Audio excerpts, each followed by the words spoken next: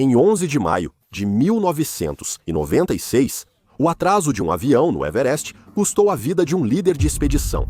Alguns anos depois, outro homem desceria de snowboard por um couloir no Everest.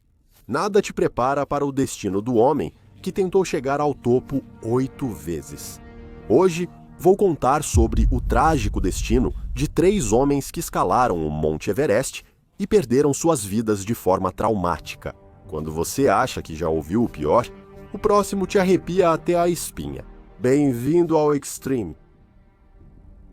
21 de maio de 2018 foi um domingo comum para muitos, mas Nobukazu Kuriki tinha planos mais ousados. Ou seja, para realizar seu sonho de chegar ao topo do Everest, é preciso entender a dedicação envolvida nisso. Apenas 6 anos antes, Nobukazu tentou chegar ao topo do Everest, mas acabou ficando com apenas um dedo. Ele ficou 2 dias em uma fenda a 8.230 metros, só a 618 metros do cume.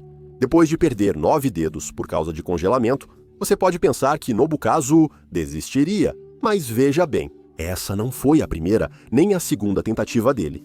Ele já havia tentado chegar ao cume 7 vezes, e nessa 8ª vez ele estava armado com anos de experiência. Nobukazu era um alpinista japonês experiente, mais conhecido por suas escaladas solo, especialmente no Monte Everest. Diferente de muitos no montanhismo, ele preferia escalar no outono, mesmo com mais riscos, ao invés da primavera, quando era mais seguro.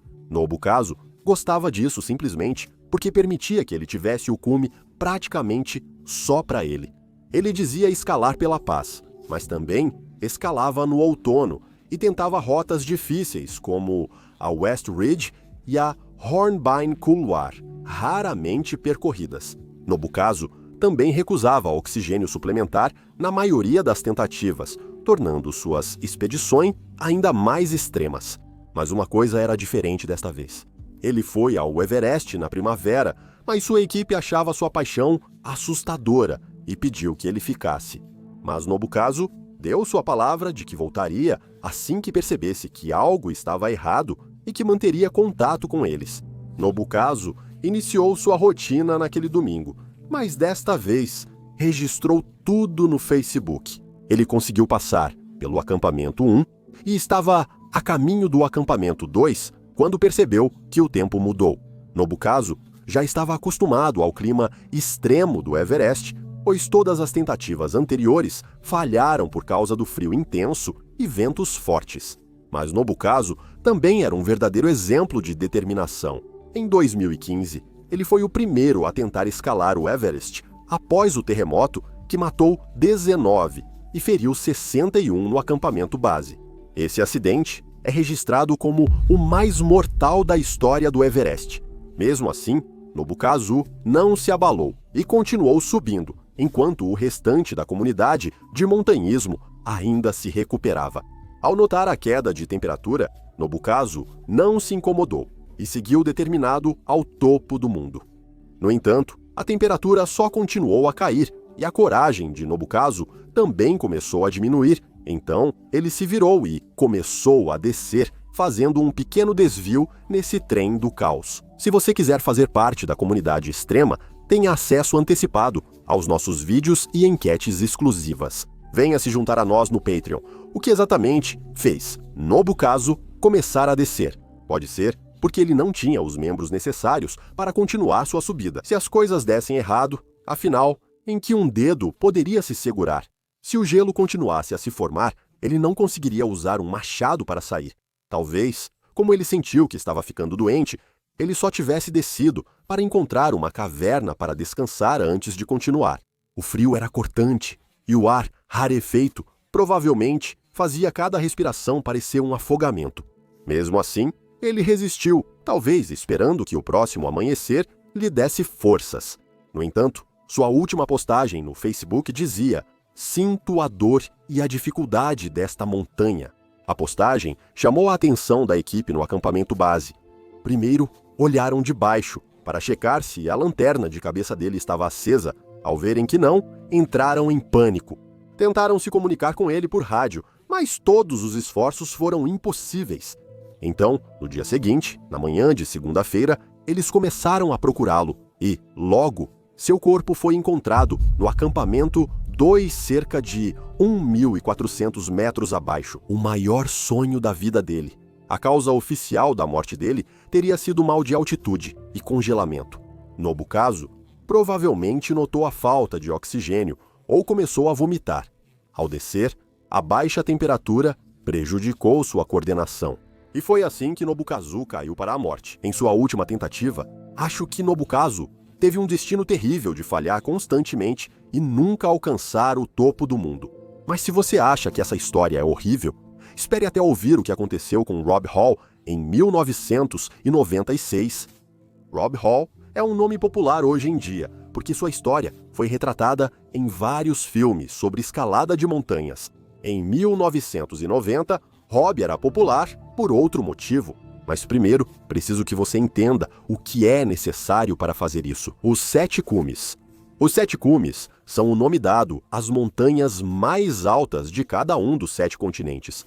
A maioria dos alpinistas que aceita o desafio inicia pelas mais fáceis. Geralmente, começam pelo Monte Kasusko, na Austrália, ou pelo Kilimanjaro, na África. Depois, eles vão avançando para as mais difíceis, como o Denali, na América do Norte, o Aconcagua, na América do Sul, e o Elbrus, na Europa, e no topo da lista estão as mais difíceis. Vinson, na Antártica, e claro, o Everest, na Ásia. Cada montanha tem seus perigos. Algumas causam mal de altitude, outras são muito frias e isoladas. Se algo der errado, a ajuda pode não chegar. Até montanhas consideradas fáceis podem ser fatais se o clima for mal avaliado ou se o corpo falhar inesperadamente. É por isso que a maioria das pessoas leva tempo para treinar e planejar adequadamente. Elas escalam 1 ou 2 por ano. E às vezes levam mais de 5, 10, até 15 anos antes de conseguirem completar a lista inteira. Richard Bass foi o primeiro a escalar os 7 cumes, fazendo isso em seu próprio ritmo até vencer a corrida metafórica em 1985. Então, quando Rob decidiu embarcar no projeto dos 7 cumes para terminar em 7 meses, parecia que ele era maluco. Se você também acha que isso era pressão demais, segure esse pensamento, porque Rob não planejava apenas terminar em 7 meses. Ele e Gary planejavam começar pela montanha mais difícil até a mais fácil. Rob começou o projeto com o cume do Everest. Em dezembro daquele ano, Rob já havia chegado ao cume final. Cumprir essa missão abriu várias oportunidades para Rob e logo ele abriu um negócio de guia. Nos 6 anos seguintes, a vida de Rob ia muito bem. Ele estava casado com o amor da sua vida e um bebê estava a caminho. Ele já guiou 39 alpinistas ao topo do Everest e liderou diversas expedições bem-sucedidas. A vida de Rob mudou em 10 de maio de 1996, quando ele guiou uma equipe em direção ao topo do Everest, junto com alguns outros guias. Doug Hansen era um desses clientes, e essa era sua segunda chance de chegar ao topo, já que no ano anterior ele não conseguiu. Ele escalou com Rob, mas ficou sem oxigênio suplementar e foi forçado a voltar apenas a algumas centenas de metros do cume. Isso partiu o coração dele e do Rob. Quando voltou após gastar todas as economias em uma última chance, Rob ficou impressionado. Isso provavelmente lembrou Rob de sua perseverança e ele decidiu realizar o sonho de Doug. Independentemente dos obstáculos, a equipe seguia firme na escalada por horas até alcançar o degrau de Hillary, próximo ao cume. Essa era uma das últimas e mais difíceis partes da rota, ao topo do Everest. Parecia uma parede de rocha quase vertical, com cerca de 12 metros de altura, localizada entre uma queda íngreme de um lado e uma enorme cornija de neve do outro. Agora, depois que você escala, restam apenas 49 metros para chegar ao cume. Para escalar, era preciso subir com cuidado ou usar cordas fixas na parede estreita. Agora imagine se você estivesse tentando subir por esse caminho e alguém estivesse tentando descer ao mesmo tempo. Para evitar lesões, apenas uma pessoa pode subir ou descer o degrau Hillary por vez. Por causa disso, geralmente há congestionamento, e foi isso que atrasou Rob e seu grupo. Enquanto esperavam a vez, o tempo passava e Rob sabia que fazia algo errado. A regra simples para sobreviver no Everest é voltar até às 14 horas. Não importa o que aconteça, se você não descer até esse horário, corre o risco de caminhar no escuro, exausto, em tempestades e, principalmente, se atrasar. Na zona da morte, seu corpo fica privado de oxigênio e você não vai sobreviver. Rob acelerou, mas Doug ainda vinha atrás. Rob viu enquanto ele lutava contra o tempo e a altitude, mas ele não conseguiu dizer: volte. Me pergunto por que os sentimentos de Rob por Doug eram mais importantes para ele do que garantir que eles saíssem ilesos. Era a segunda chance de Doug chegar ao topo? Rob quebrou sua regra, mas ainda assim alcançou o cume às 14 horas. Ele esperou Doug até cerca de 16h30. Quando Doug chegou ao cume, deve ter parecido irreal. Esse foi um momento que ele tinha imaginado 1 milhão de vezes antes de finalmente estar no topo do mundo. Tudo graças ao Rob. Rob, por sua vez, estava aliviado e pronto para voltar para casa. Mas quando eles começaram a descer, o tempo já tinha começado a mudar. A visibilidade tinha caído e, pior ainda, a temperatura tinha despencado. E então o pior aconteceu. Doug desmaiou. Ninguém sabe ao certo o que aconteceu com o corpo dele, se foi a altitude, o frio ou o entorpecimento, depois de alcançar um objetivo de vida. Tudo o que sabemos é que Rob tentou de tudo para fazer Doug levantar, mas Doug recusou. Rob implorou, incentivou e tentou animá-lo, mas tudo em vão.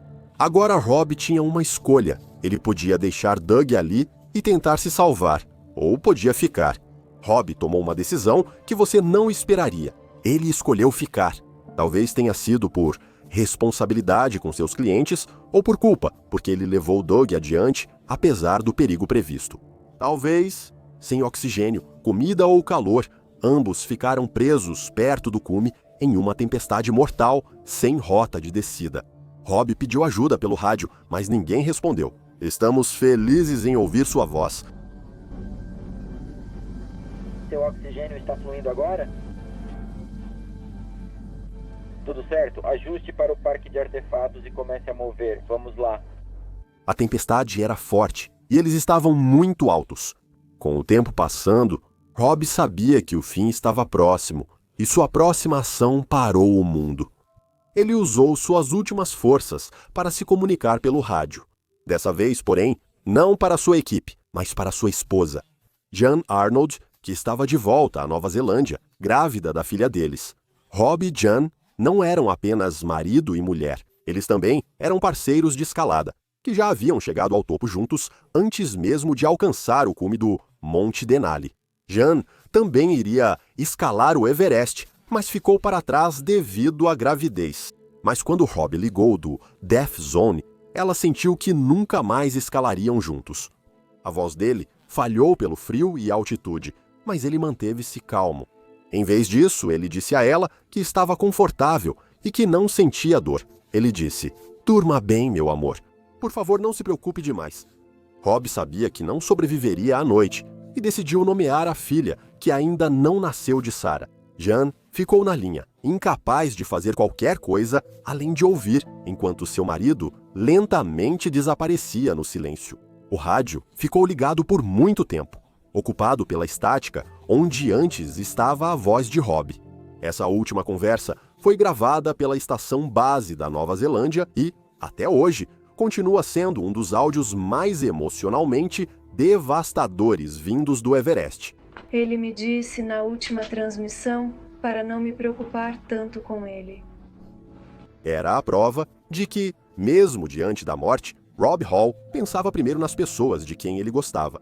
Na manhã de 11 de maio, os Sherpas avistaram Rob ainda vivo, mas incapaz de se mover. Ele morreu mais tarde naquele dia, sozinho, a 8.748 metros, poucas centenas abaixo do cume. Ele já havia conquistado muitas vezes, mas seu oxigênio acabou e seus membros sofreram queimaduras de frio irreversíveis. A morte foi registrada como exposição e hipóxia, combinação fatal de frio e falta de oxigênio.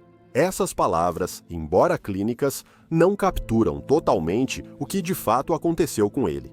Bem, Rob morreu congelado lentamente. Rob suportou uma nevasca congelante sem uma barraca ou cilindro de oxigênio. Provavelmente, os dedos das mãos e pés dele estavam pretos pelo frio. Durante todo esse tempo, ele ficou ao lado de um amigo que nunca mais acordaria. Para mim, a história de Rob é uma das mais assombrosas, ou até mesmo a mais humana da nossa lista. Rob fez um grande sacrifício ao priorizar os sonhos de outra pessoa em vez da própria sobrevivência. Mesmo em um dos lugares mais perigosos da Terra, ele manteve sua humanidade. Mas por mais poderosa que tenha sido a história de Rob, esta próxima história vai te chocar. Nosso último alpinista não só morreu, como o que aconteceu com ele é inacreditável. Vamos passar de ruim para pior. Diferente da maioria dos alpinistas, Marco Sefred foi ao Everest para descer de prancha, não só para chegar ao topo. Vou explicar. Marco não era um típico alpinista ou snowboarder, mas uma mistura dos dois. Em 2001, ele foi o primeiro a descer o Everest de snowboard pela rota Norton Couloir, após alcançar o cume pelo lado norte. Foi uma descida selvagem e perigosa de quase 3.000 metros em uma única prancha. Mesmo quando seu corpo implorava para que ele parasse, Marco continuou até chegar ao acampamento base e se tornar uma lenda. Por um tempo, ele precisou dividir o prêmio com quem também conquistou o mesmo feito que Marco. Um dia antes, Marco ainda não estava satisfeito. Ele sempre sonhou em descer de snowboard o Hornbein Couloir, e foi para isso que ele voltou em 2002. O Hornbein Couloir não se parece em nada com o Norton Couloir. Canal quase vertical corta a face oeste, superior do Everest, próximo a West Ridge. Para imaginar o Hornbein Couloir, basta se imaginar em uma cova estreita e vertical, com o gelo se fechando acima e abaixo. Essa Guerra Fria não era apenas estreita, mas também extremamente íngreme. Na verdade, é uma das rotas mais perigosas e menos tentadas na montanha para escalada, sem falar no snowboard. Mas Marco acreditava que esse era o seu destino. Ele saiu de casa em Chamonix em julho de 2002, mas algo estranho aconteceu pela primeira vez. Marco esqueceu de levar a pequena cruz de madeira que sempre fez parte de seus rituais de escalada. Talvez tenha sido apenas uma coincidência, talvez não. De qualquer forma, Marco continuou em frente. Ele foi para Katmandu e ficou no Hotel Tibete. Foi lá que ele conheceu os Sherpas Purba, Panuru e Da Tenzin, que o ajudariam a chegar ao topo. Eles partiram em 10 de agosto, rumo ao norte, em direção ao Tibete. Marco passou a noite em Kedari, na fronteira do Nepal com o Tibete, e seguiu Burni Alam até o acampamento base. O Everest estava quase vazio devido às condições instáveis e ao fim das atividades dos alpinistas naquele ano. Mas nada disso iria impedir Marco. Com 2 Sherpas, cordas, câmera e snowboard, Marco chega à montanha pronto para virar lenda novamente. Mas antes de chegarem ao topo, algo parecia errado. A atmosfera não estava muito boa no começo e continuou piorando. Os padrões do vento estavam estranhos e não era só o clima que estava estranho. Os Sherpas perceberam que Marco também estava mudando. Ele estava lento e quieto, lutando contra dores de cabeça pela altitude. Eles imploraram para que ele descesse e tentasse novamente na próxima temporada, mas Marco ia terminar o que começou. Após 12 horas e meia de escalada, eles finalmente chegaram ao topo. Um dos Sherpas da equipe Purba dançou. "Topo, topo!" ele exclamou, mas Sefred respondeu: "Cansado, cansado, muita neve, muita escalada." A jornada foi exaustiva para Marco, cuja última subida durou cerca de 4 horas. Assim que chegaram ao topo, Marco sentou-se e comeu algo ali mesmo, no topo do mundo. Ele descansou por 1 hora inteira no cume, o que é mais do que o recomendado. Era como se ele estivesse absorvendo todos os momentos que levaram à sua morte. Ou talvez estivesse apenas cansado demais quando finalmente se levantou e prendeu a prancha. Seus Sherpas organizavam o acampamento 3, mas cada um viu o que achava ser um homem se levantando e deslizando silenciosamente montanha abaixo no North Col, logo acima do acampamento base avançado. E então, ele desceu pela canaleta Hornbeam e desapareceu pelo corredor de onde os Sherpas estavam. Marco havia conseguido passar pela canaleta Hornbeam, porém, essa seria a última vez que alguém veria Marco. Porque quando chegaram ao Col Norte logo depois, não viram nenhum sinal de seus rastros, então uma equipe de busca foi organizada. Encontrá-lo vivo era improvável, mas seus restos ainda trariam algum conforto à família. Mas o tempo só piorou e a neve cobriu tudo. As buscas foram encerradas e até hoje, Marco segue desaparecido. A história dele parte o coração, pois Marco era jovem e apaixonado e perdeu o irmão Pierre Sefredi numa viagem solo às montanhas em Chamonix. Provavelmente, ele sentia que tinha um legado para manter vivo. Afinal, Pierre era seu herói e lhe ensinou tudo sobre neve e montanhas. Apesar da morte do irmão mais velho em uma montanha, Marco seguia determinado a fazer parte da história do local. Infelizmente, ao lembrarmos dele agora, só vem à mente o cara que desceu de snowboard para o nada. O que torna a morte de Marco Sefredi tão perturbadora não é apenas o fato de ele ter desaparecido no Monte Everest, mas sim que tudo sobre seus momentos finais parecia estar levando a um último e silencioso ato de rendição. Ele não era um amador imprudente nem arrogante. Ele era provavelmente o melhor snowboarder extremo de sua geração e recusou uma rota mais segura por não ser desafiadora o bastante. E ainda assim, naquela descida final pelo Hornbeam Couloir, Marco desapareceu para sempre. Por que um jovem de 23 anos arriscaria tudo por uma linha de neve inédita no snowboard? Ele já havia feito história no Norton Couloir em 2001, o que seria suficiente para qualquer um. Mas para Marco, o Hornbeam era o sonho, o verdadeiro Everest, a linha pura. Ele esperou um ano, treinou com paixão e planejou cada detalhe. Ainda assim, quando estava no cume, em 2002, e percebeu que as condições já estavam mudando, Marco continuou se preparando. O que ele estava buscando, que não podia esperar mais um dia? Talvez a resposta esteja no que Marco deixou para trás. Em Chamonix, ele tinha uma tradição de sempre levar uma pequena cruz com ele. Ele acreditava no amuleto da sorte, mas esqueceu dessa vez. Se tivesse voltado para casa, nada mudaria, mas não voltou. E alguns podem dizer que foi superstição ou um sinal de alerta, porque e se esquecer a cruz não foi apenas um acidente? E se uma parte de Marco já tivesse aceitado que essa poderia ser a última descida que ele faria? Ele não informou aos Sherpas onde desceria, nem usou o rádio. Marco simplesmente desapareceu na Guerra Fria, como alguém indo para o vazio de olhos bem abertos. Será que ele sentia falta do irmão mais do que deveria? Eu adoraria ouvir sua opinião na seção de comentários. O que torna as 3 histórias assustadoras não é só a morte desses homens no Everest, mas também o quão pessoais eram seus motivos para escalar. Nobukazu sempre voltava, mesmo perdendo dedo após dedo, escalada após escalada, esforçando-se até não restar mais nada. Rob Hall tinha todos os motivos para desistir, mas naquele momento, ajudar outra pessoa a realizar seu sonho importava mais do que salvar a si mesmo e Marco. Ele já fez história. Mesmo assim, não foi suficiente. Ele seguiu tentando surfar na linha que ninguém ousava até sumir nela. Esses 3 homens não eram imprudentes, apenas apaixonados, determinados e razoavelmente preparados. No Everest, até a experiência pode virar armadilha. Esses são alguns dos piores destinos já registrados na montanha. Por que não morreram de imediato, mas sumiram aos poucos, dolorosamente ou sem deixar vestígios? E se isso não te der arrepios, eu não sei o que vai te dar. Me avise qual dessas histórias te abalou mais. Obrigado por assistir e te vejo no próximo vídeo. Seja ousado e viva com coragem.